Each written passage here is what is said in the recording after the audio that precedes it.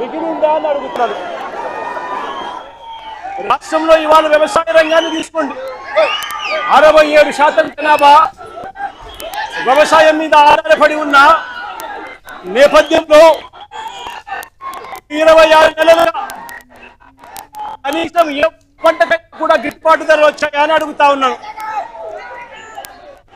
ఈ 27 నెలలుగా 26 నెలలుగా వరికి కానీ, మొక్కజొన్నకు కానీ, అరటికి కానీ, కొబ్బరికి కానీ, పత్తికి కానీ, ఉరుములకు కానీ, పెసలకు కానీ, సజ్జలకు కానీ, మిర్చికి కానీ, పొగాకు కానీ, ఉల్లికి కానీ, టమాటో కానీ, కొక్కో కానీ, చీనీ కానీ, చివరికి ఆక్వా రైతులకైనా కూడా ఇవాళ ఇక్కడికి వచ్చి నేను పొగాకు రైతుల ఆక్రందనల మధ్య నిలబడున్నా.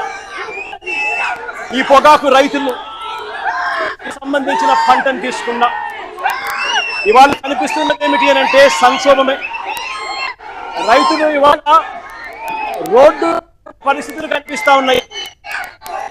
ఈరోజు నక్కల ఎదిగే గిట్టుబాటు ధర రాక ఇదే జంగారెడ్డిగూడెం మండలం, ఇదే ఏలూరు జిల్లా బుట్టాయిగూడెం మండలం నుంచి వెంకటేశ్వరరావు అన్న తన భార్య ఈరోజు నా పక్కన నిల్చొని ఆ 2 బర్రెలు ఉన్నాయి, 10 ఎకరాల సాగు.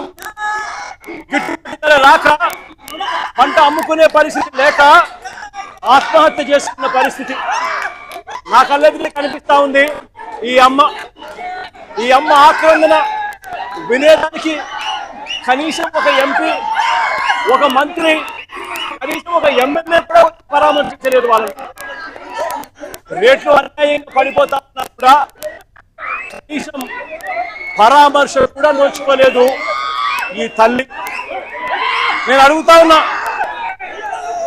ఒకసారి వైఎస్ఆర్ కాంగ్రెస్ పార్టీ ప్రభుత్వం అంటే 2023-24 వైఎస్ఆర్ కాంగ్రెస్ పార్టీ ఒకసారి గమనించినట్లయితే పొగాకు రైతులకు సంబంధించి 2023-24 మధ్య మన చివరి ఏడాదిలో ధరను గమనిస్తే రాష్ట్ర వ్యాప్తంగా అంటే ఉత్తరాది ప్రాంతం, దక్షిణాది ప్రాంతం 2 ప్రాంతాలు కలిపితే రాష్ట్ర యావరేజ్, రాష్ట్ర సగటు ధర ₹289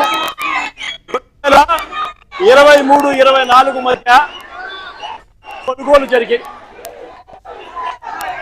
హైయెస్ట్ రేటు ₹411 చొప్పున కొనుగోలు జరిగింది. నేను అడుగుతా ఉన్నా, ఈ విషయం నేను చెప్పింది ప్రెస్ ఇన్ఫర్మేషన్ బ్యూరో